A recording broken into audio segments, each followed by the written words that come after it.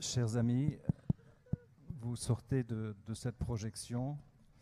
Je pense que vous êtes saisis d'une émotion incroyable. Ce film que j'ai vu il y a déjà plusieurs semaines me hante, me poursuit. Ces images, ces témoignages sont d'une force incroyable. Et on a même de la peine à certains moments à se dire que tout cela est vrai. Et tout cela est vrai, et l'action aussi du docteur Mukwege, elle est réelle. Et ce soir, le docteur Mukwege est là, parmi nous, et c'est évidemment une chance extraordinaire et une joie profonde de vous accueillir ici. Et ces applaudissements, évidemment, en grande partie, sont pour vous. Encore merci.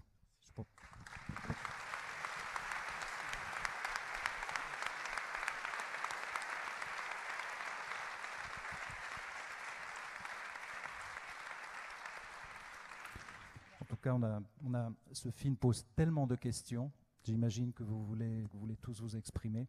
Donc ne vous inquiétez pas, on va vous passer la parole. On posera d'abord quelques questions au docteur Mukwege, qui fait donc le plaisir d'être avec nous. Quelques questions aussi à Thierry Michel, le réalisateur de ce film.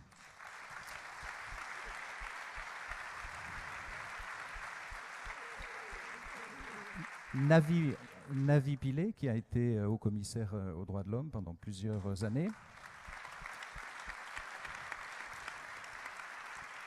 Et nous avons dans la salle aussi la co-auteure, co-autrice, je ne sais pas comment on peut dire, Colette Breckman, qui a aussi co-signé ce film.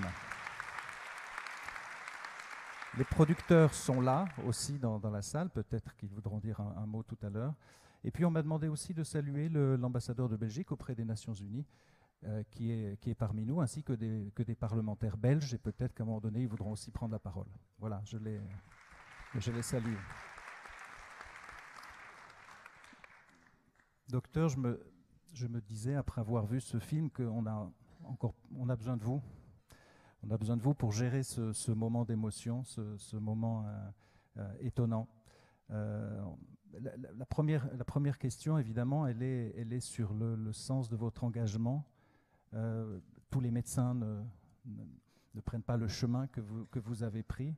D'où vous vient cet engagement? Comment cela s'est passé? Qu'est-ce qui a provoqué cet engagement qui implique toute votre vie? Au départ, comment ça se passe? Merci pour la question. Mais je m'en vais d'abord vous remercier tous d'être ici ce soir.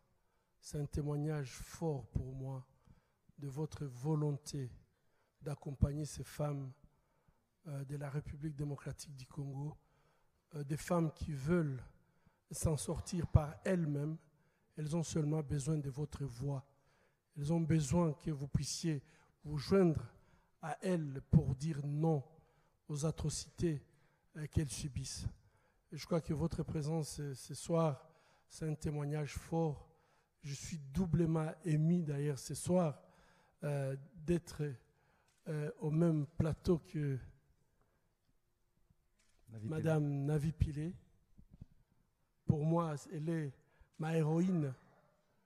C'est l'exemple même des femmes courageuses, fortes, qui croient en l'homme et qui croient que nous avons tous la responsabilité de changer en fait notre humanité positivement. Madame, je suis très honoré que vous soyez là ce soir. Merci.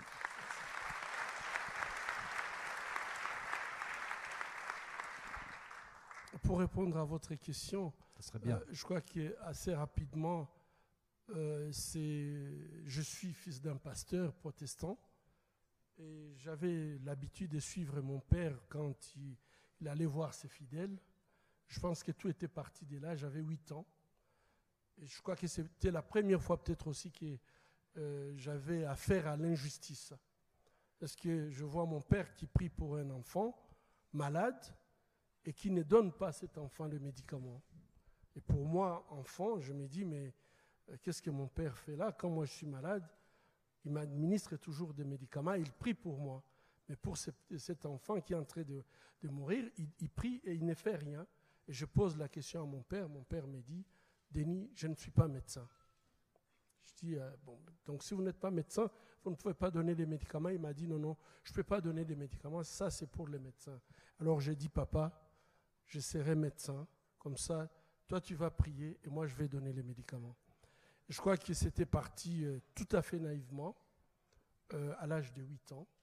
Et donc quand je devrais décider, j'avais décidé de faire la pédiatrie, parce que c'était cet enfant qui était resté dans ma mémoire. Mais quand j'ai commencé à travailler pour la première fois en Afrique, ce qui m'avait frappé, c'était le nombre de morts, des femmes qui mouraient, puisque tout simplement, elles veulent donner la vie. Ça, c'était un choc, la mortalité maternelle. Et donc, c'est à ce moment-là que je prends l'option de faire la gynécologie et obstétrique à Angers, en France. Et après cette formation, je suis retourné en Afrique où j'ai exercé comme gynécologue obstétricien pendant une quinzaine d'années, avant que les drames qui est présenté dans ce film puissent croiser mon chemin et donc me transformer beaucoup plus en chirurgien gynécologique. Voilà, parce qu'il y a le choc de ce massacre dans cet hôpital, dans votre hôpital, et puis il y a aussi la découverte, peu à peu, du fait que ces viols avec une violence terrible est en fait quelque chose, une arme de guerre massive, comme on dit. C'est quelque chose qui fait partie d'une stratégie. Vous le découvrez peu à peu. En fait, effectivement, en 1996, quand la guerre commence, et là, pratiquement le 6 octobre, ça a commencé dans mon hôpital, là où j'étais médecin directeur, alors que j'avais promis à mes malades que, quel que soit ce qui pourrait se passer dans la région, on sera ensemble et on va se battre ensemble. Les malades m'ont cru. Malheureusement, je devrais évacuer un autre malade et derrière moi, mes malades ont été massacrés dans leur lit. Le personnel qui était resté à l'hôpital a été massacré. Et je crois que c'était le début, en fait, d'un drame. Et peut-être qu'on n'avait pas vu les choses venir, puisqu'à cette époque, malheureusement, malgré les cris que j'ai essayé de lancer, personne n'avait écouté que tuer un malade dans son lit, c'est un crime grave contre l'humanité. Donc ensuite, le film raconte évidemment tout ce que vous avez fait. Je pense qu'il y a une question qui se pose aussi sur aujourd'hui, comment vous vivez, comment ça se passe pour vous. Est-ce que vous faites toujours l'objet de menaces? Est-ce que vous êtes toujours accompagné d'une garde rapprochée? Aujourd'hui, après l'attaque que j'avais subie en 2012 qui a malheureusement emporté mon gardien, sur bien sûr l'action des femmes congolaises qui ont refusé que je reste à l'extérieur. Et ces femmes courageuses, non seulement se sont engagées à me protéger, mais elles s'étaient engagées à vendre des fruits, à vendre des légumes pour payer mon billet d'avion retour au Congo. Et je crois que quand elles m'ont annoncé leur initiative, je ne savais pas résister. Je suis arrivé, effectivement, elles se sont organisées, mais aujourd'hui, je vis à l'hôpital et donc sous une protection de la MONUSCO. Et la protection des femmes qui sont mobilisées et qui sont autour de vous, ce qui est assez extraordinaire. Ces femmes me protègent physiquement et psychologiquement.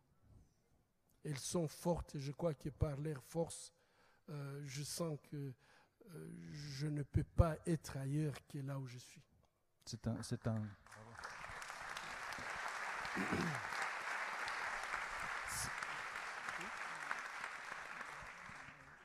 En fait, c'est un autre témoignage du Congo. C'est un autre Congo là qui se révèle avec ces femmes qui se battent. Moi-même, ça a été une découverte. Je dois dire que je ne pouvais pas imaginer que ces femmes étaient si fortes. Parce que lorsqu'elles arrivent à l'hôpital, quand je vois l'état de destruction dans lequel elles se trouvent, souvent je ne pouvais pas penser qu'elles pouvaient se mettre debout. Mais lorsqu'elles se mettent debout, elles ne se mettent pas debout pour elles-mêmes. Elles sont tellement courageuses qu'elles se mettent debout pour leur famille, leurs enfants, pour toute la communauté. Et ça, c'est admirable. Ça veut dire qu'il y a peut-être un espoir pour ce pays. Absolument. Absolument. Merci. Thierry, je pense qu'il y a aussi des questions sur la réalisation de ce film. On ne va pas dans le Kivu comme cela. Ça reste une zone dangereuse.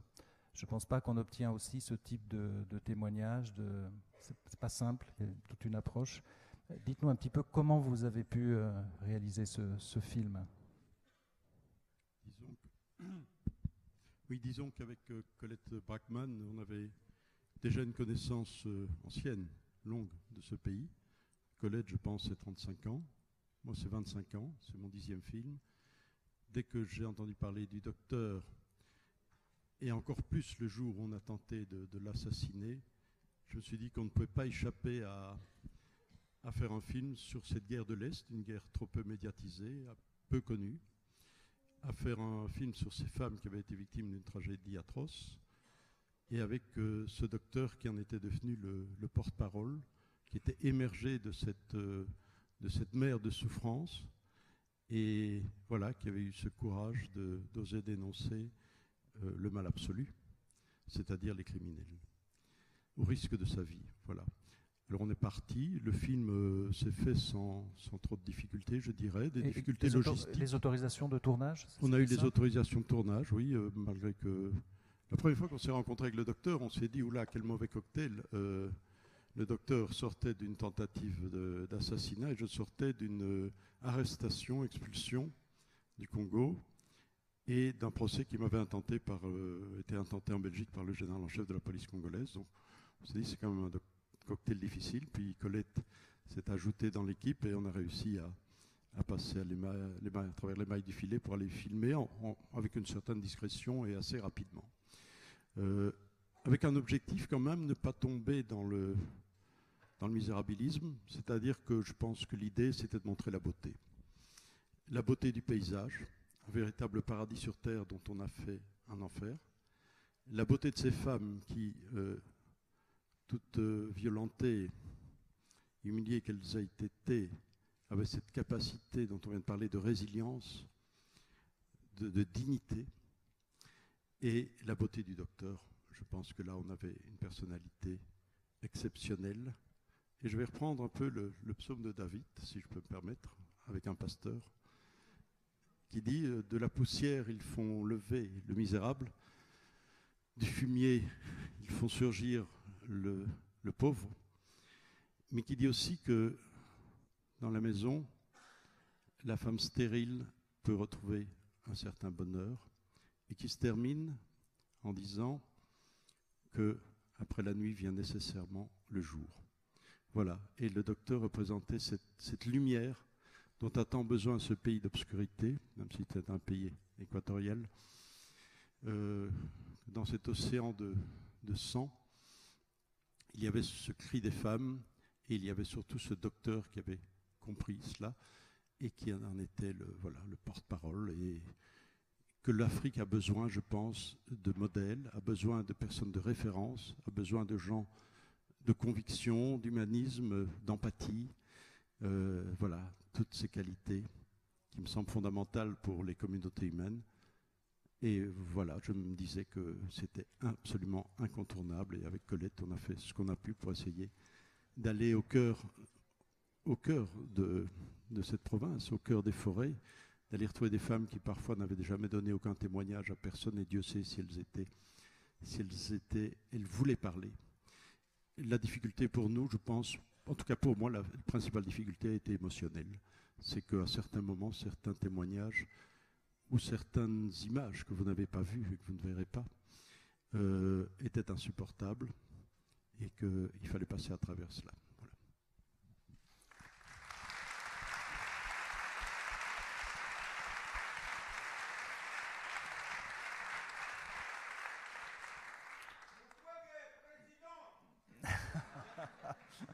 On parlera peut-être tout à l'heure de politique, si vous voulez. Madame Pilet, après ce film, il y a l'émotion, il y a les questions, il y a l'indignation qui est très forte, et je pense qu'on se dit tous, mais qu'est-ce qui se passe, qu'est-ce qu'on a fait, qu'est-ce qu'on n'a pas fait. Pourquoi la communauté internationale ne s'est pas mobilisée davantage? Je sais que vous-même, vous avez fait un certain nombre de choses, vous avez commandé des rapports, on en parlera peut-être tout à l'heure, mais d'une manière générale, qu'est-ce qui fait que la communauté internationale ne se soit pas mobilisée sur ce qui s'est passé au Congo?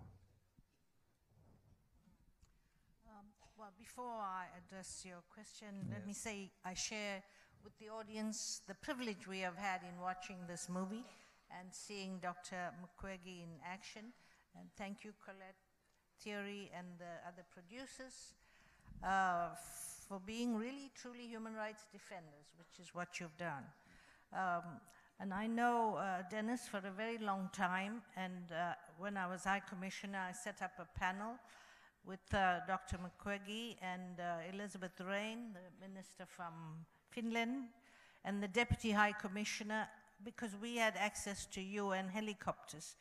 And this panel then went to the remote areas and asked the women themselves what it is they wanted.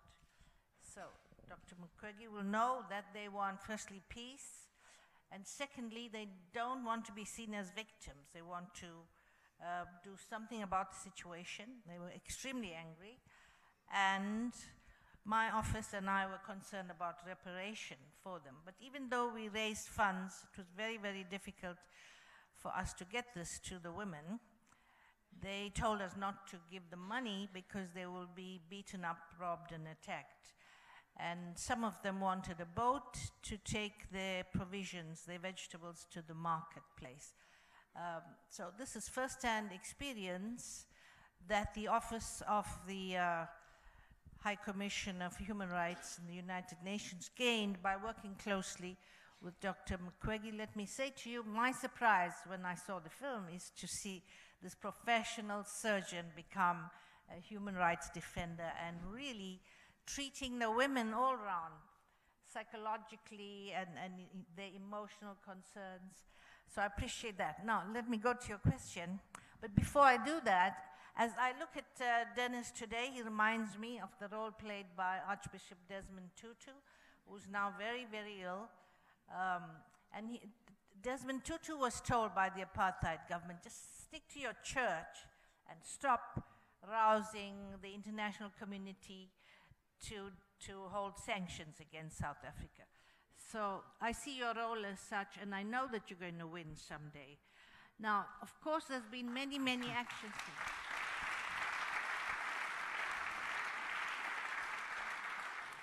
A great deal of activities have occurred in the DRC, great help being offered to the government. The Security Council has passed many resolutions. One of it is to give the mission, the UN mission, a robust mandate so they could do much more to protect the people. I agree with Dennis that the government could do much more, and the world is ready to help them. But to you, I say each and every one of our voice counts. We have to keep the issue alive. We have asked the Security Council to, for instance, refer the situation of Syria. This country, Switzerland, led 60 other countries who asked the Security Council to refer the situation of Syria, and it never happened. So that's a frustration we have now with the highest body in the United Nations, the Security Council. And so we should support the initiatives that the veto should not be used when there are grave human rights violations reported. So from the macro to the ground level, there are challenges in DRC, but all of us must help to keep the issues alive and to see in what way we can help strengthen those women who are already strong. Let's strengthen them on the ground. Merci.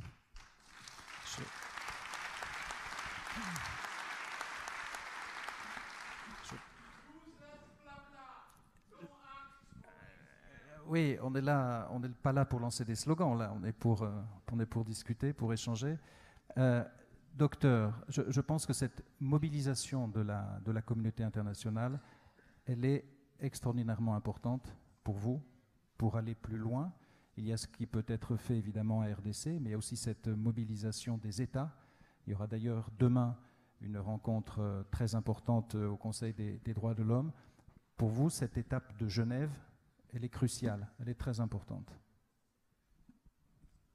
Absolument. Je pense que ce qui se passe en République démocratique du Congo peut étonner plus d'un défenseur de droits humains, puisque parfois on a ce sentiment que en fait, les choses sont traitées de manière en fait, de double vitesse. Donc ce qui se passe au Congo, c'est comme si ça n'intéressait personne et que les victimes congolaises ne comptent pas. Les massacres et violations de droits de l'homme quand ça se passe au Congo, en fait, c'est comme si ça se passait, c'est ça leurs habitudes. Et je crois que ça, c'est quand même assez grave que les choses soient considérées comme ça lorsque nous partageons la même humanité. Et je pense que c'est que nous voulons dire tout simplement, nous appartenons à la même humanité et nous voulons être traités sur le plan des droits humains de la même façon qu'on peut traiter les problèmes en Syrie, en Irak ou ailleurs. On n'a pas cette impression que pendant 20 ans de massacres, de viols, de destructions de toutes sortes en République démocratique du Congo, c'est à peine qu'on en parle et puis ça passe une fois dans les médias et peut-être il faut attendre encore une année pour qu'on puisse en parler. Ça, je crois que le passage à Genève, pour nous, c'est très important. Nous voulons tout simplement appeler ce qu'on appelle la communauté internationale. Et je pense que je profite vraiment pour remercier Thierry Michel et Colette Brackman pour ces films, puisqu'avec ces films, peut-être, il y aura très peu de gens qui diront « on ne savait pas ». On sait. Et ici, en fait, c'est une petite pièce, mais c'est déjà assez significatif pour que quelqu'un ne puisse pas dire « je ne savais pas qu'il y avait des massacres au Congo ». Merci.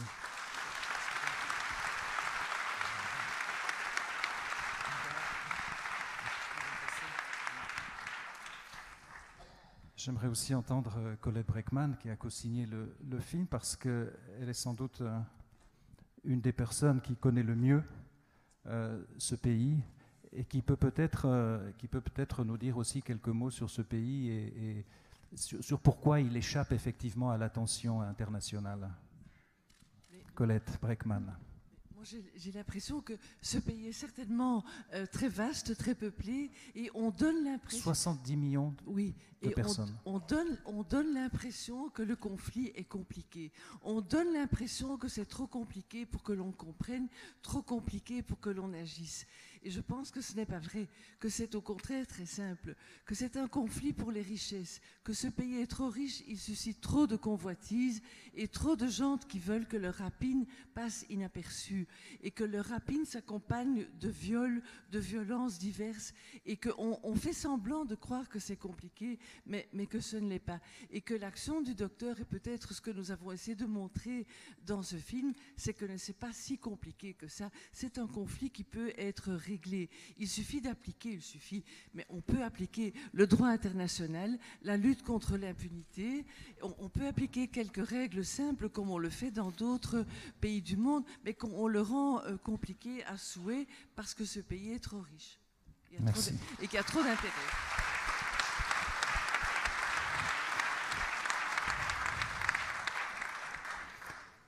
Une chose aussi importante, docteur, c'est que donc là, le film est terminé, il est diffusé, mais en fait, les exactions continuent. Ce n'est pas terminé.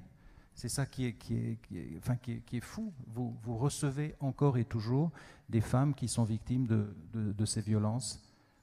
Et même si le phénomène est peut-être un peu en baisse, mais n'empêche que les exactions continuent. Malheureusement, je crois que les exactions continuent.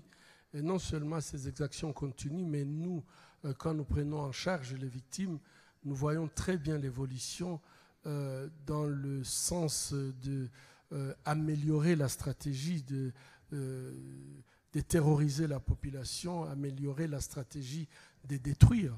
Et ici, par exemple, les 2 dernières années, nous avions observé que, en fait, ce ne sont plus des femmes adultes. Il y a beaucoup de femmes adultes. Nous continuons à soigner plus de 2500 femmes chaque année.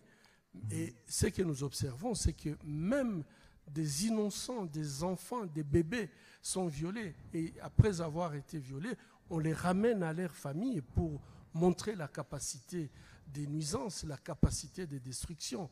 Et je crois que lorsqu'on voit cette évolution, on sent très bien que, en fait, l'objectif de terroriser la population, pousser la population à l'exode, détruire les tissus sociaux, c'est un objectif qui continue, même si officiellement la guerre est terminée depuis 2002. Vous soignez, je crois, vous recevez dans votre hôpital des enfants de femmes que vous aviez déjà soignées. Ça a été le déclic pour que je quitte le bloc opératoire de temps en temps pour parler de ce que, en fait, je vis tous les jours. Quand j'ai soigné pour la première fois une fille qui était née issue du viol, donc sa mère l'avait eue à la suite du viol, et cette fille était venue se faire soigner. La mère l'a amenée, elle également violée. Là, j'avais compris que c'est un cercle vicieux qui n'avait pas de fin, et que continuer à soigner les conséquences ne résoudrait pas le problème. Il faut absolument s'attaquer aux causes profondes. Et les causes profondes, comme Colette Brackman vient de le dire, la cause profonde, c'est tout simplement, en fait, détruire une population pour contrôler ses richesses.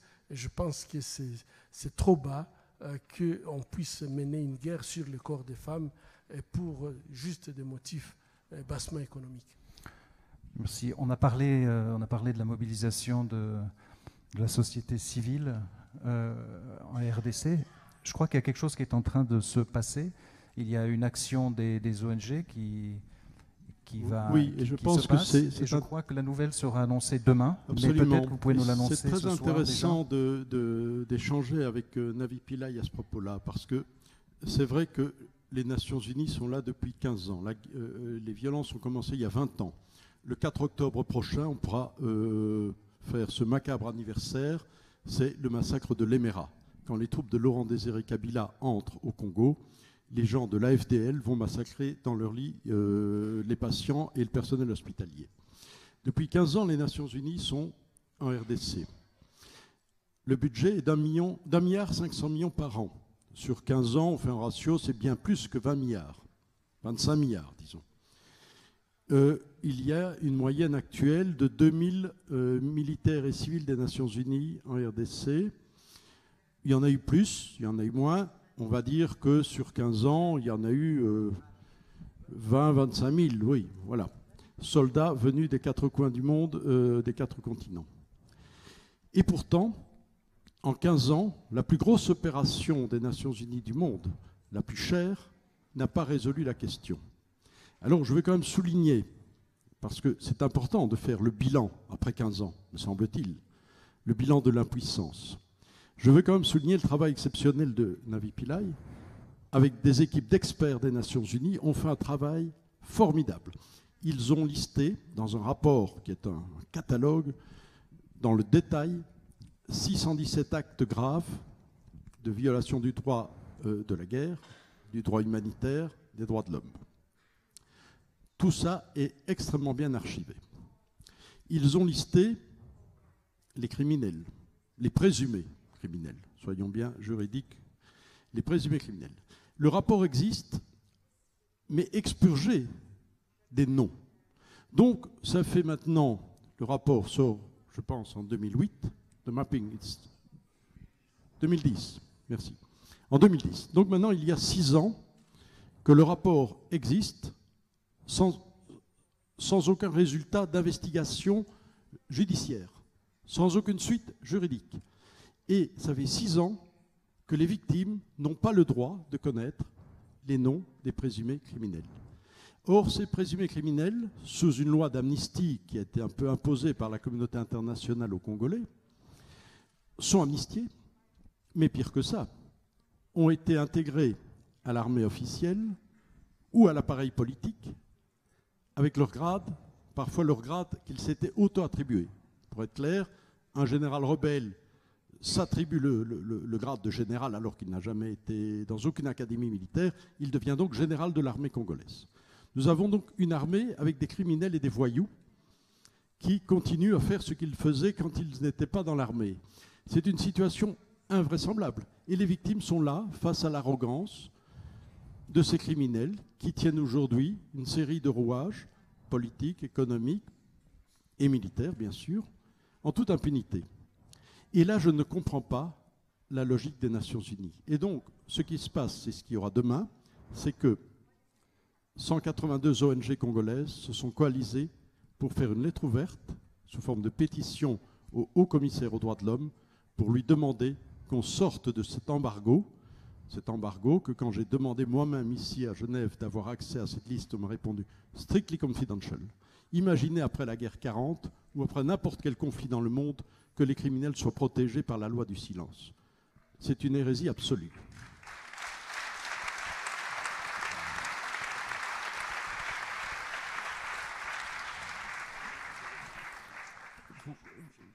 Est-ce que vous avez une réponse à donner à Thierry Michel? Vous n'êtes plus commissaire aujourd'hui, donc vous avez peut-être aussi une liberté de parole plus importante. Est-ce que cette liste va être publiée un jour? Qu'est-ce qu'il faudrait pour qu'elle soit publiée? Thierry is referring to a report which is called a mapping report, because it's not an investigation. It merely recorded what people said. But it was a 3-year effort. So they covered the whole country. It was a very important report. Why? Because it named presidents from the neighboring countries who were involved. They were asked to come in by the DRC to help them. Instead, they committed huge crimes and stole the natural resources of the DRC. So that report names the neighboring countries, sets out the facts. And that's why I agree with Thierry. We should all demand that there should be some action following that report. This was started by my predecessor, Louise Arbour. I continued with it, but I put up a life struggle to insist that it be published. And I was telling Dennis just now, he didn't know, that one of the presidents, the president of Rwanda, Kagame, threatened to pull out his peacekeeping forces from Darfur if that report is published. So every step of the way is a struggle. Let me also answer your first question. You know, the UN has been there for 15 years. What has it done? And it just so happened that not as High Commissioner, but as part of a General Assembly mandated panel that was looking into the internal justice system inside the UN. In other words, staff's rights. And so we went to Goma and Benin. But I think that the mission there and the head of the military unit still treated me as High Commissioner. So I was then privy to meetings, briefings by the military and the local governor. So that's when you see the complexities. The UN's mandate is to protect. They will protect civilians, and they were. They had soldiers every 50 meters. And I noticed that, yes, the women were now coming to grow their crops. So they're there with the protection mandate, not to fight the war against the rebels. That has to be done by the DRC forces. And I also learned about how intelligence is misused because there are so many informers and infiltrators in the DRC forces. So a great deal of criticism that Dr. Mukwege makes about the lack of law enforcement and investigation and lack of action by the UN, the DRC forces, I think is valid. That's a problem there. But at least we have the United Nations, we have the Security Council, we have to press them to do far more. All this valuable information, these are the voices of the people. They have been published, so the report is made public. There should be a meeting now of all these governments in the region, including the heads of other institutions, because from when I was in Benin, now in this other capacity, I was told how most of the diamonds are exported through this rebel-held area, through Uganda, so DRC is not even benefiting for that. So one has to wonder what's Uganda's interest in not doing enough to stop the rebels coming into DRC. It needs a political solution. It needs you, of course, Dennis, to keep the voice up, but it needs a political solution. And as I said before, all our voices. Ok, merci.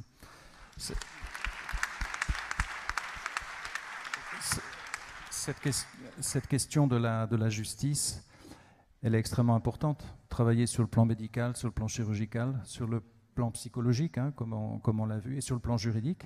Mais cette question de la justice, de rendre la justice, elle est aussi fondamentale. Là aussi, il faudra passer par cette étape.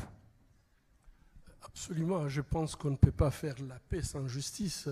Je crois qu'à chaque fois, quand on a essayé de faire des négociations en République démocratique du Congo, où on sacrifiait la justice, on n'a fait que de mauvaises décisions qui ont consisté à tout ce que maintenant nous vivons aujourd'hui. Non seulement, comme vous l'aviez vu dans le film, il faut avoir tué beaucoup pour qu'on ait peur de vous. Et si on a peur de vous, on vous fait général. Et donc, vous n'allez pas changer puisque vous devenez général. Ça, c'est le fruit de l'impunité. Lorsqu'on voit aujourd'hui le transfert de violence qui s'est fait maintenant des zones de conflit vers la société civile, c'est quoi en réalité? C'est les résultats de l'impunité. Parce que tout simplement, les jeunes, les enfants qui entrent dans les groupes armés, ils subissent un lavage de cerveau pour tuer, pour violer, pour faire tout le mal. Et lorsqu'un groupe armé s'est joint aux forces armées congolaises, ces enfants, on les intègre dans l'armée. Chez nous, on a appelé ça brassage, mixage, et qu'en sais-je encore. Mais les résultats de ça, c'est-à-dire qu'on a désarmé en fait le corps de ces jeunes, mais on n'a jamais désarmé leurs esprits. Et de surcroît, il n'y a personne qui a déjà montré à tous ces jeunes-là que ce qu'ils ont commis, même sous la pression de leur chef, a été une mauvaise chose. Je crois que tant qu'on ne dira pas la vérité, tant qu'on ne va pas évoluer pour lutter effectivement contre l'impunité, je trouve que toutes les autres solutions sont des mauvaises solutions. On le voit d'ailleurs dans le film, hein, il y a un simulacre de jugement qui est mené et, voilà, et qui ne trompe personne. Absolument. Et je pense que si on doit continuer dans les dénis en faisant comme si rien n'a existé, malgré ces rapports courageux, puisque il y a beaucoup de crimes que, en fait, par exemple, à l'Emera, tel que c'est décrit dans les rapports, c'est avec une exactitude que Madame a pu utiliser des spécialistes, des professionnels pour pouvoir faire ces rapports. Et aujourd'hui, moi, j'ai personnellement honte de savoir que ces rapports sont quelque part dans les tiroirs et on continue à dépenser des milliards de dollars pour résoudre une crise qu'on peut résoudre autrement, c'est-à-dire faire ce qu'on a fait dans d'autres pays où, lorsqu'il y a eu des crimes de guerre, des crimes contre l'humanité, les gens ont compris qu'ils ne doivent pas faire ça et ils se sont arrêtés. Au Congo, ils continuent puisqu'ils savent que, de toute façon, on aura une amnistie et on sera intégré dans des postes de décision ou dans des postes de l'armée. Je vais peut-être vous poser une question embêtante. Vous êtes très engagé, évidemment, aujourd'hui. Comme vous disiez tout à l'heure, vous aviez besoin à un moment donné de porter la parole, de dire les choses. Est-ce que vous ne serez pas tenté à un moment donné, ou est-ce que vous ne serez pas poussé à jouer un rôle politique? Ou est-ce que c'est absolument exclu? Mais je crois que je suis un citoyen. Je défends la cité où j'habite. Je pense que personne ne peut me refuser le droit de jouir en fait de ce droit de cité. Je crois qu'aujourd'hui, lorsque vous dites que ça ne marche pas, vite on vous colle l'étiquette politique, mais il faut absolument que chacun, c'est une responsabilité de chacun de pouvoir défendre la cité où il vit. Et aujourd'hui, je crois que ce que les femmes congolaises vivent, je suis un témoin malheureusement privilégié, puisqu'il n'y a qu'à moi que ces femmes peuvent parfois dire et montrer ce qu'elles subissent. Si je me taisais, j'ai le sentiment de devenir complice. Et ça n'a rien à voir avec la politique. C'est le rôle de tout citoyen. Très bien, merci.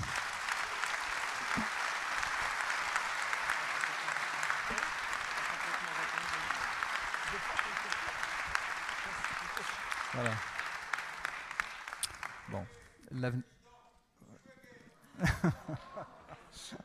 Donc l'avenir nous dira ce qu'il en est. Je propose de passer aux questions du public. J'imagine qu'il y en a beaucoup. Il faut que des micros voyagent dans la salle. Je vois là-haut les premiers à avoir levé la main. Alors, on va attendre que vous ayez le micro parce que le débat est aussi radiodiffusé et il va être diffusé demain au Congo sur plusieurs chaînes de radio. Donc ça vaut la peine qu'on entende votre question. Voilà. Ils ont des micros. Alors, le micro est où? Alors, je suis désolé. Non, mais pour les auditeurs, c'est pas génial. Est-ce que vous arrivez? Le micro arrive là. Voilà. Voilà, passez-vous le micro. Voilà, c'est bon. Alors, allez-y, monsieur. Bonsoir, docteur. Good evening, High Commissioner, former High Commissioner. Je veux juste dire que c'est mon ancienne patronne, parce que je suis fonctionnaire aux Nations Unies. Je suis congolais. Et c'est un grand plaisir pour moi d'avoir un héros avec nous ce soir. Pour moi, il y a deux héros au Congo, Lumumba et le docteur Denis Mukwege. Je m'appelle Philippe Lionjo. Je suis congolais. J'ai grandi ici en Suisse. Et je vais aller directement à une chose. Thierry Michel, je vous connais. Votre premier film, je l'ai vu ici à Genève, Congo River. Ensuite, Katanga Business, etc., etc. Docteur, vous êtes la partie immergée de l'iceberg de la résistance congolaise. Que cela soit bien clair. Il y a d'autres personnes qui travaillent dans le même sens que vous. Alors continuez parce que vous nous renforcez. Ma question est la suivante. Lorsque l'on parle de la communauté internationale, et là j'aimerais que pour une fois, on appelle un chat par son nom. On parle du pillage du Congo qui entraîne toutes les barbaries dont on parle. Et lorsque la communauté internationale, par la voix d'un président français, Nicolas Sarkozy, se permet de dire que la solution au Congo, c'est le partage des richesses d'un pays à la géographie des richesses étranges, la RDC, comparé à un petit pays à la grande démographie, le Rwanda, je pense que là est le vrai problème. Alors, comment solutionner les choses? Je vous le demande. Merci pour la question. Docteur, vous vouliez répondre? Ou Thierry ensuite? Merci pour la question. Je crois que sincèrement, moi je crois qu'il n'y a personne qui doit décider pour les Congolais. Et je crois que toutes ces menaces en fait vont cesser les jours où chaque Congolais va comprendre que c'est de sa responsabilité de changer la destinée de notre pays. Cette logique-là serait... En fait, c'est une logique que je ne peux pas comprendre. J'avais suivi ces discours et j'étais choqué que ça sorte de la bouche d'un président de la République. Mais je pense que moi, je ne crois pas que c'est à lui de dire aux Congolais comment ils doivent vivre avec leurs voisins, chose qu'il ne peut pas faire dans son propre pays. Je crois que nous devons prendre tout simplement nos responsabilités en main.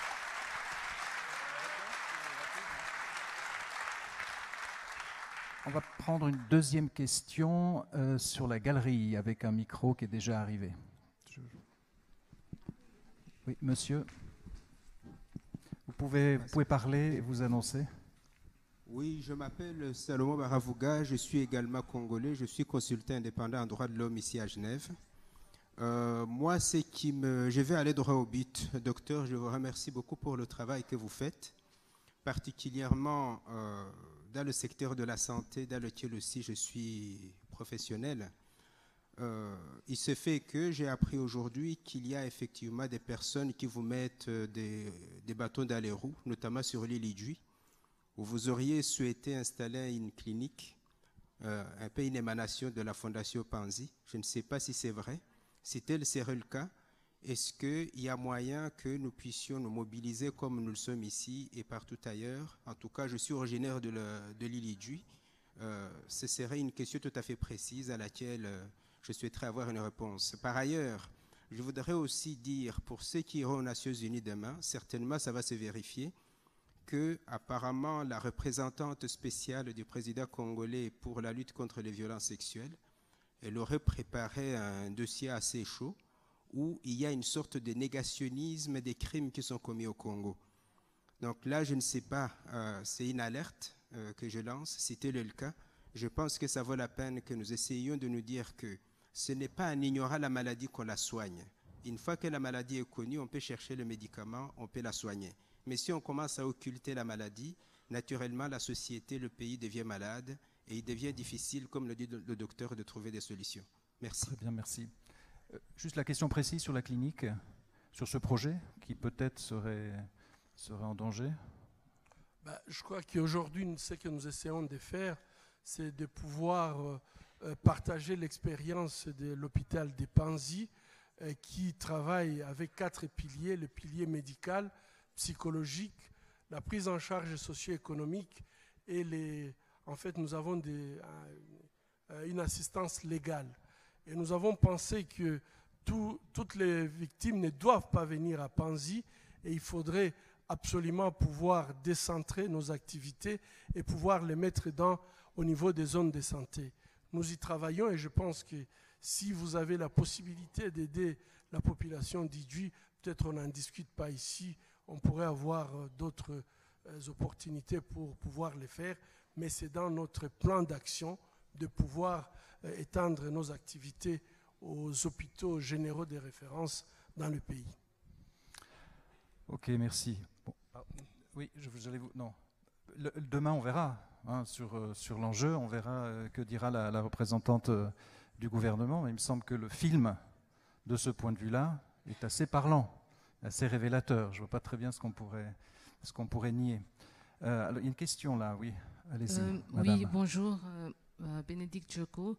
Je voulais vous remercier, Dr Mukwege, d'être venu aujourd'hui en tant que Congolaise. Ça fait chaud au cœur. Et puis, ça fait des années qu'on vous suit, qu'on vous regarde de loin, soigner ces femmes. Vous nous avez encouragés à battre le pavé ici en Europe pour dénoncer cette situation au Congo. Et je voulais vous remercier parce qu'enfin, votre voix va peut-être mettre la lumière sur ce que nous, diaspora congolaise, disons depuis des années. Nous sommes dans les rues. Nous avons été la diaspora la plus active à l'extérieur du pays pour dénoncer les crimes qui se passent au Congo. Parce que ce n'est pas que le Kivu, c'est le Congo. Moi, je suis originaire de l'ouest du pays, mais je sais que si le Kivu aujourd'hui tombe, c'est tout le Congo qui va tomber. Et ce que je voulais dire, c'est que les personnes qui sont ici, peut-être pas forcément vous, mais je crois qu'il faut, comme a dit Philippe tout à l'heure, il faut appeler aussi un chat par rapport à ce qui se passe au Congo. Parler de ce mapping report qui cite le Rwanda comme étant un des acteurs déstabilisateurs dans la région. Monsieur Kagame est reçu à Davos, ici en Suisse, parce qu'il y a eu un génocide rwandais. Aujourd'hui, les langues se taisent par rapport à l'action du Rwanda au Congo. Et nous, ce qu'on aimerait justement dire en tant que Congolais, par votre voix, parce que vous venez ici, pour nous donner aussi la parole à nous Congolais, parce que nous avons été ignorés quand nous étions dans la rue, en disant ici à Genève, on a marché, et je pense que les gens pensaient que nous étions des espèces de gulus qui n'avaient rien à dire, ou qui étaient en train peut-être de danser, parce que nous, Congolais, on chante quand on a mal. Merci. Donc c'est pour ça que je voulais dire, c'est que je pense que maintenant, il faut effectivement dire les choses. On ne peut plus taire ce genre de choses. Et si votre voix, justement, peut amener ça, nous vous en remercions en tant que Congolais. Merci.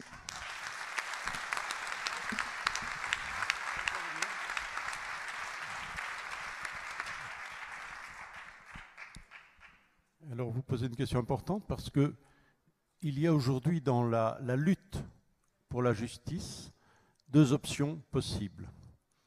L'une, c'est un tribunal spécial international, comme on l'a fait pour le Sierra Leone, pour le Rwanda, pour la Bosnie.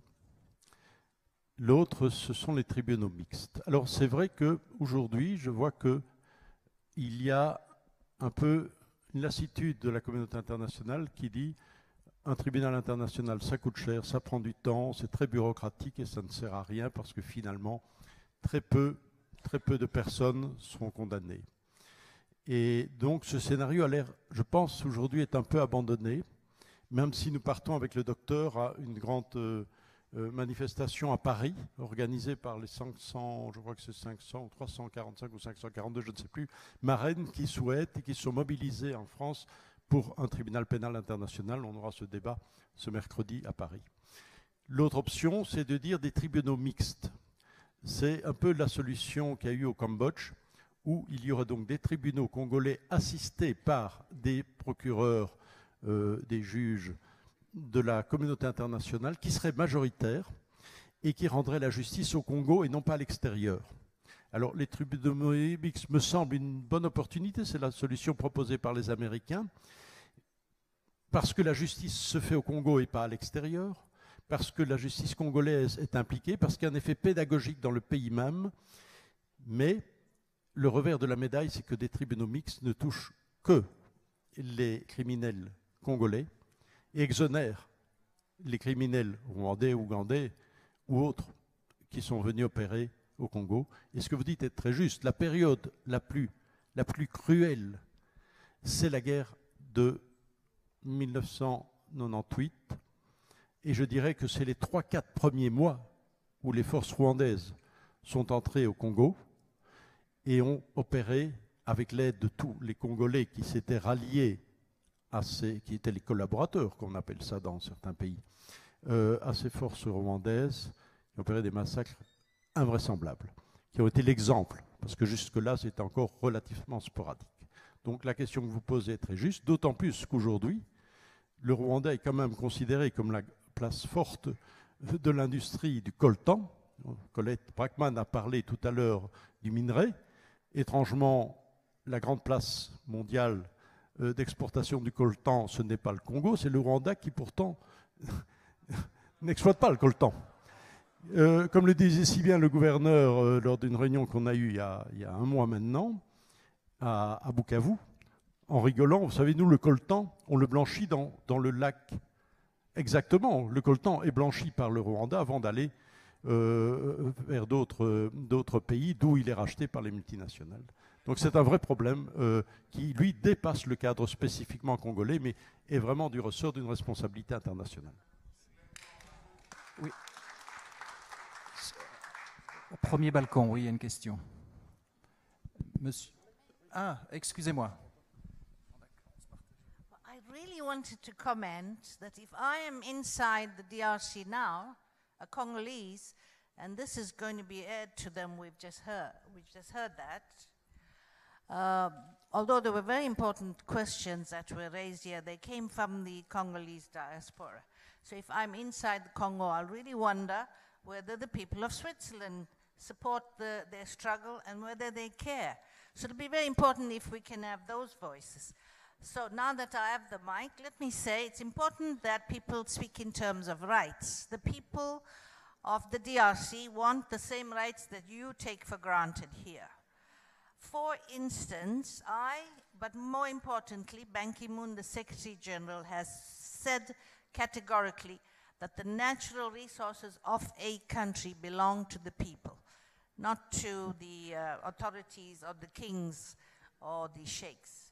So that's what I mean by asserting a right and plugging that right through. I just wanted to make that contribution and also to say how important civil society voice is in calling for justice.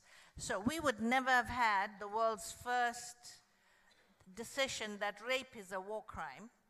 And this is a judgment that I sat on in the Rwanda Tribunal. Now, we wouldn't even have had that first judgment, 1996, had it not been for pressure from civil society organizations. Thank you. Merci.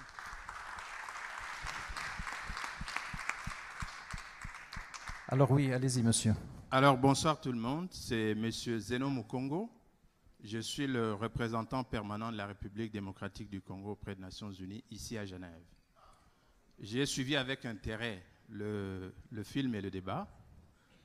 Et je voudrais apporter un certain nombre d'éléments que nous n'avons peut-être pas eu l'opportunité de voir ou d'entendre dans le film.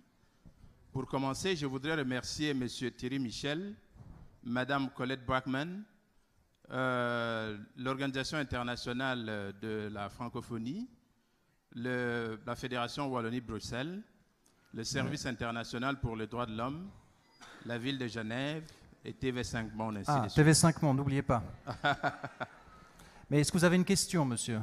Je n'ai pas de question, je veux faire un commentaire par rapport au film. Je représente le gouvernement, donc il est important que notre point de vue soit aussi entendu. Je vous en prie. Merci beaucoup. Mais pas trop long. Je ne serai pas trop long. Je veux apporter un certain nombre de choses sur des points qui n'ont pas été abordés. Je commence par la justice. Nous avons beaucoup parlé de la justice et j'ai vu que dans le film, on a beaucoup parlé de la justice. Si je peux apporter un élément de contribution du gouvernement par rapport à la justice. Rappelons-nous que lorsque nous parlons aujourd'hui de la justice internationale, je prends l'exemple de la Cour pénale internationale. Est-ce que tout le monde se souvient que la République démocratique du Congo a été le tout premier pays à avoir envoyé des criminels devant la Cour pénale internationale? Ça s'appelle justice transitionnelle. Nous l'avons fait. Il y a des criminels qui ont été portés devant la Cour pénale internationale. Je crois que nous avons fait activer la justice pénale internationale parce que nous avons ressenti ce besoin de justice. Aujourd'hui, s'il vous plaît, s'il vous plaît. Aujourd'hui, ceux qui crient peuvent aller sur Google, frapper sur Google, Zeno Mukongo. Vous allez me voir dans toute ma jeunesse en train de défendre la République. Je vous propose de laisser parler monsieur. Et en échange, il ne sera pas trop long. La République démocratique du Congo, au Conseil de sécurité et partout. Je l'ai fait. Aujourd'hui, je n'ai plus de cheveux. Vous ne le reconnaissez pas, allez sur Google, tapez mon nom. Ce que je veux dire, c'est que la justice fonctionne. Mais la justice ne fonctionne pas de la même manière. Au niveau international, nous avons déféré des criminels. Nous avons fait fonctionner la Cour pénale internationale. Au niveau interne, le gouvernement de la République démocratique du Congo a pris une série de mesures que tout le monde reconnaîtra ici. A pris une série de mesures.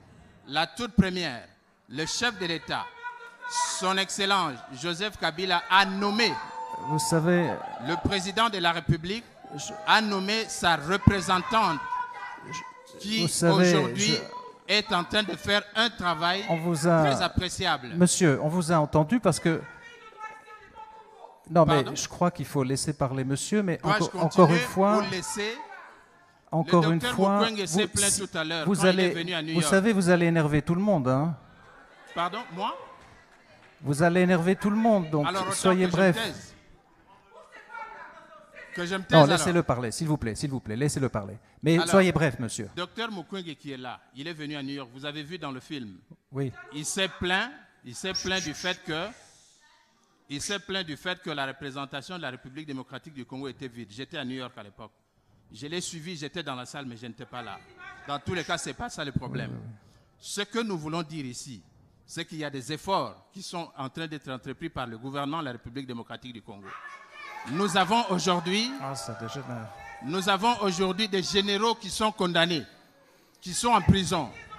Lorsque vous faites le pourcentage de la population carcérale en République démocratique du Congo, sur 26 000 prisonniers, s'il vous plaît. Vous avez 4 000 prisonniers qui sont des militaires. Chers amis, vous avez 1500 prisonniers qui sont des policiers. Non, arrêtez, s'il vous plaît. On est à Genève. Je crois qu'il est possible de s'exprimer. Mais finalement, donc on peut ça avoir suffit. Un débat à sens unique. Monsieur, est-ce que vous avez donné votre point de vue? Est-ce que vous avez une question? Sinon, on en reste là. Je n'ai pas de questions, je voulais juste Très bien, apporter merci. cette précision. Alors, je propose qu'on passe à une autre question. Merci pour votre contribution. Est-ce qu'il y a d'autres questions? Oui, là, quelqu'un qui s'agite. Juste là, au premier rang, il y a une jeune femme qui veut s'exprimer.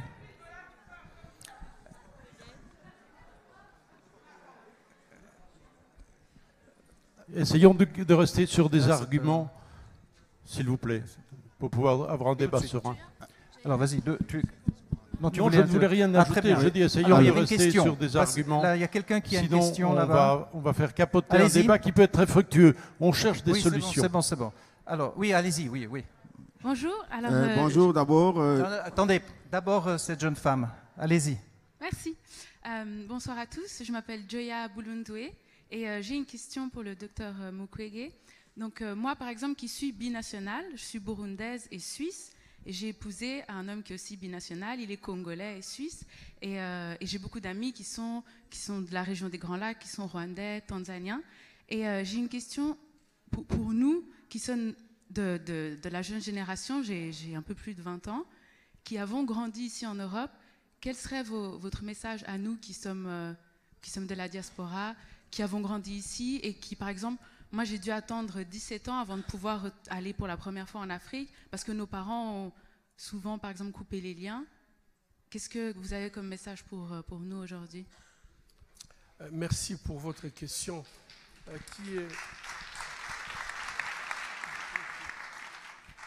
Je crois que je suis très, très sensible à cette question parce que je pense que vous qui êtes de la génération, votre génération de la région des Grands Lacs, c'est une génération sacrifiée par nous qui continuons à faire la démagogie alors que les gens sont en train de mourir. Nous qui essayons d'expliquer en fait des situations alors que nous avons tout pour vous rendre heureux, mais on ne le fait pas tout simplement puisqu'on est égoïste. Je pense que, mademoiselle, la seule chose que je peux dire aujourd'hui à la génération qui est la vôtre, votre destinée, comme originaire de la région des Grands Lacs, est dans vos mains et pas dans les mains des manipulateurs aujourd'hui qui nous font croire n'importe quoi. Et à la fin, ce qui se passe au Burundi, c'est triste. Ce qui va se passer au Congo, tout le monde le voit. Tout le monde sait où est-ce que ça va nous amener. Mais au lieu de trouver des solutions, on est en train de manipuler. Et malheureusement, c'est la même chose au Rwanda, en Ouganda. Donc, prenez votre responsabilité. Et c'est vous qui allez changer les choses dans la région des Grands Lacs. Nous sommes tous... Il ne faut jamais penser qu'on aura des messies. Je dois dire que chaque Congolais devrait se sentir comme étant lui-même un Moïse pour le Congo. Et si vous le faites, les choses vont changer. Merci. Merci. Thierry, tu voulais rajouter un mot? Oui, parce que je suis très sensible à ce que Denis vient de dire. Ce qui se passe au Burundi est une horreur totale. C'est la volonté à tout prix de rester au pouvoir, au prix de la Constitution, au prix de son peuple, d'un peuple qu'on prend en otage et qu'on massacre. Et c'est le scénario qui est en train de se profiler sur le Congo. Je sais qu'en 2016, le sang va couler sur l'asphalte et sur la terre congolaise. La communauté internationale le sait. Le scénario est établi. Et si on n'arrive pas à éradiquer cette volonté par une politique claire vis-à-vis du Congo, de sanctions ciblées sur des personnes qui sont listées par les Nations Unies, cette liste strictly confidential, il faut aujourd'hui qu'on rende impuissants ces criminels qui sont prêts à nouveau à sacrifier leur peuple. Voilà, c'est tout ce que j'ai à dire. Merci.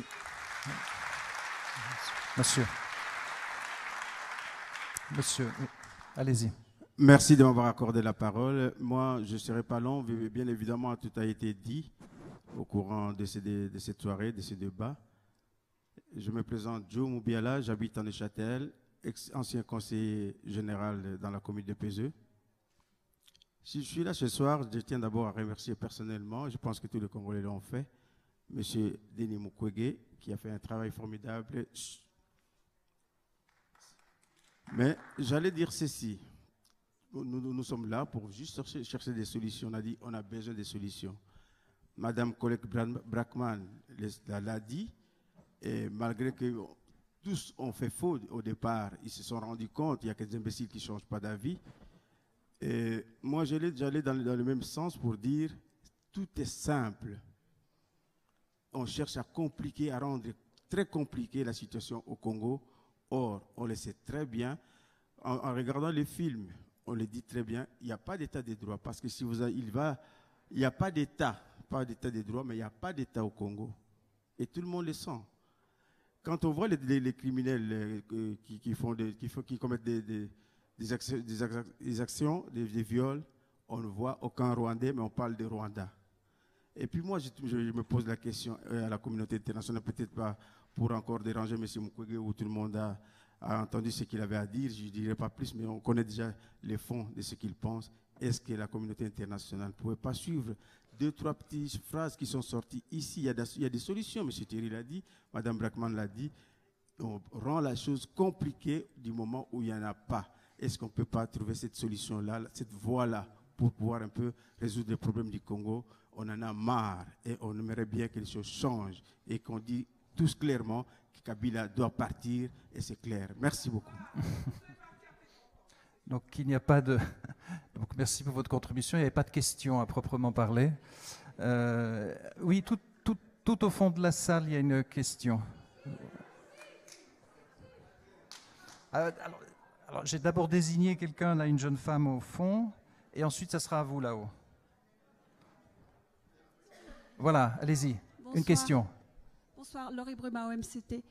Je vous remercie tous, c'était très intéressant, mais juste à la veille de la Journée internationale de la femme, je pense qu'il serait temps qu'on ramène le débat à la femme, qui est à l'honneur dans ce film, et grâce à un homme.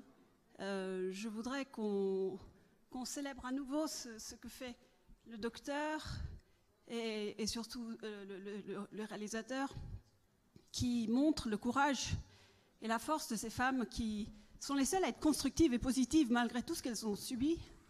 Et je voudrais l'opinion du docteur sur ce point, qui lui n'a fait que voir des femmes qui ont été abîmées au plus profond de leur être, et qui nous parle d'espoir pour qu'on finisse sur une note positive ce soir. Absolument, merci.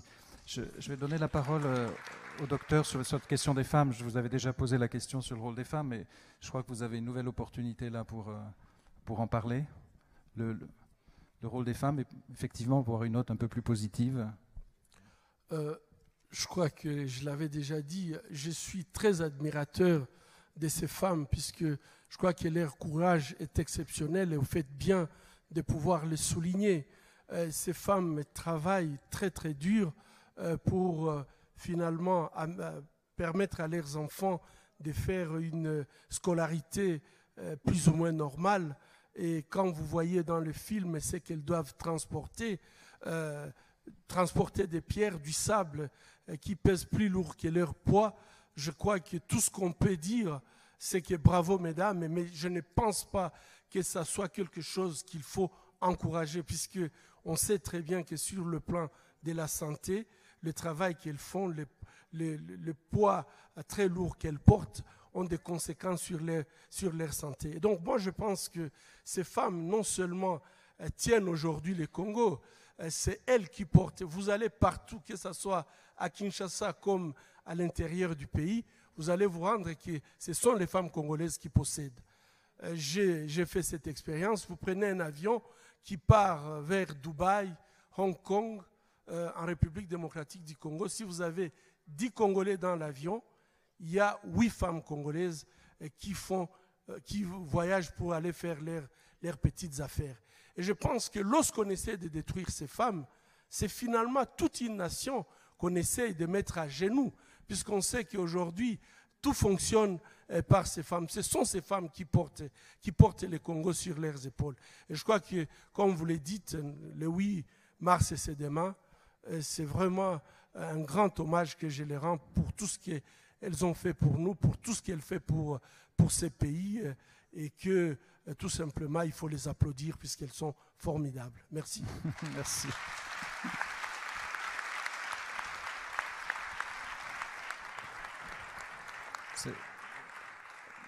C'est quasiment c'est déjà une conclusion magnifique, mais on avait prévu, je suis désolé, on avait prévu encore une ou deux questions, donc on m'en voudrait pas, et notamment sur le premier balcon là, quelqu'un qui a demandé. Oui, allez-y.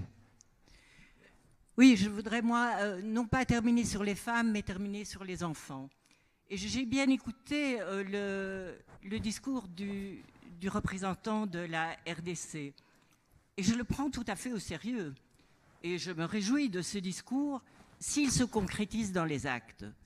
Ce qui se passe aujourd'hui, qu'on a vu dans le film, mais que mes collègues et moi-même avons pu voir des visus en allant à Panzi, en travaillant avec les psychologues de Panzi, en allant dans les villages où on viole des enfants par centaines, ça c'est la vérité. Si un déni de ça, nous pourrons argumenter par des faits. Et ce déni, il existe. Il existe en RDC. Il existe à Bukavu. Je me souviens d'une présentation de ce film à Bukavu où on nous disait, ou à peu près, soit qu'on exagérait, soit que c'était des gens qui venaient d'ailleurs, qui venaient violer les enfants, soit que tout allait mal parce qu'il n'y avait pas assez de psychologues.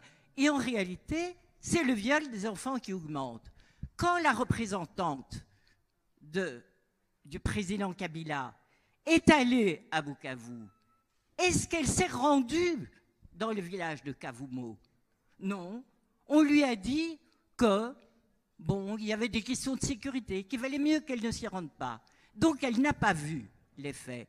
Quand nous avons rencontré le gouverneur de Bukavu et qu'on lui a parlé du viol des enfants, tout juste il ne nous a pas dit qu'on exagérait, et que nous, on était belges, mais qu'on avait notre Dutroux. Oui, mais Dutroux, chez nous, il est en prison.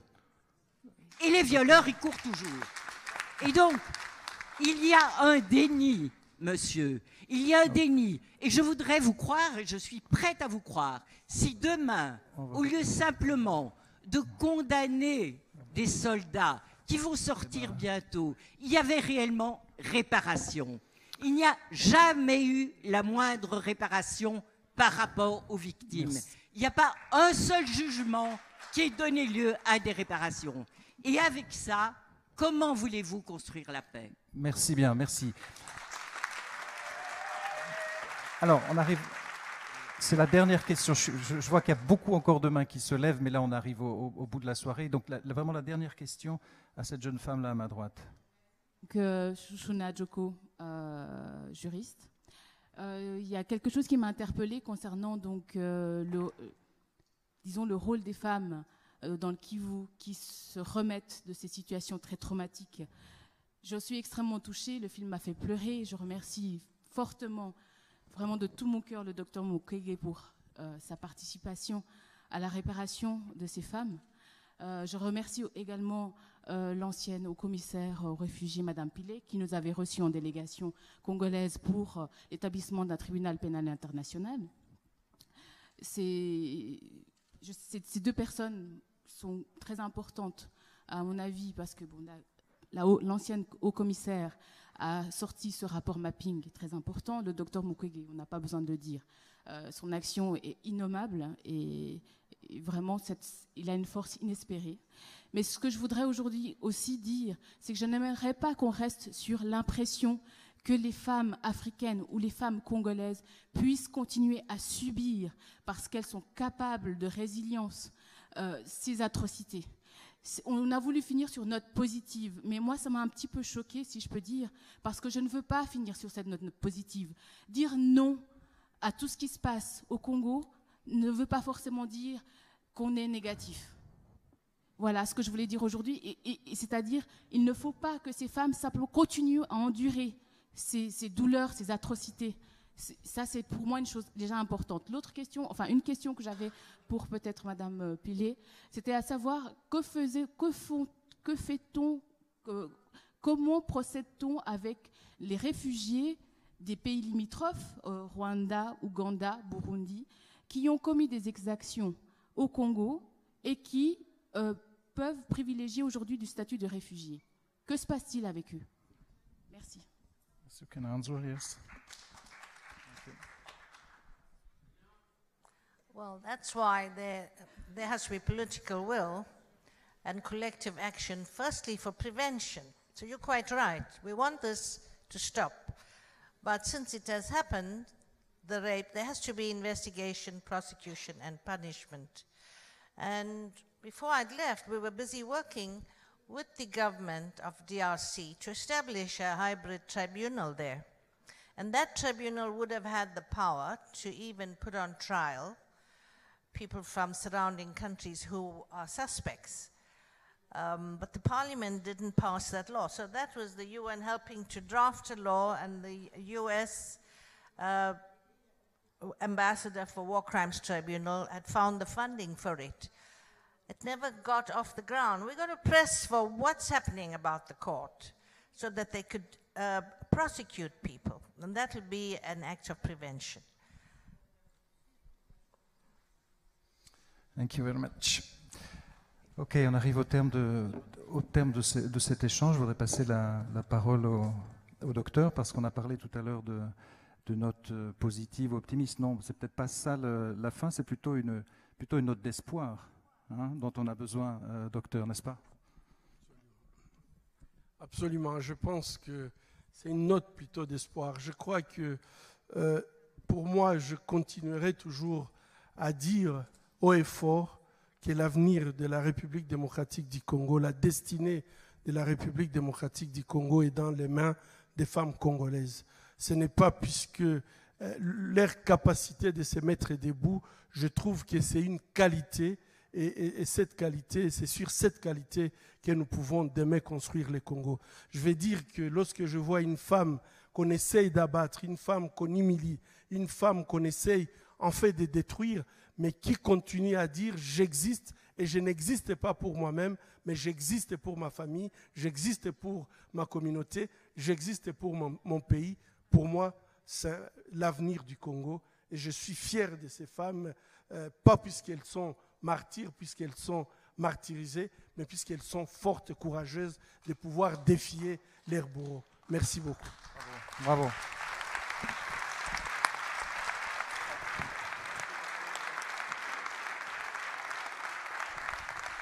Bravo. Merci à vous. Merci Navi Pillay. Merci à Thierry. Merci à Colette. Merci à vous tous. Bonne fin de soirée. Et bravo encore.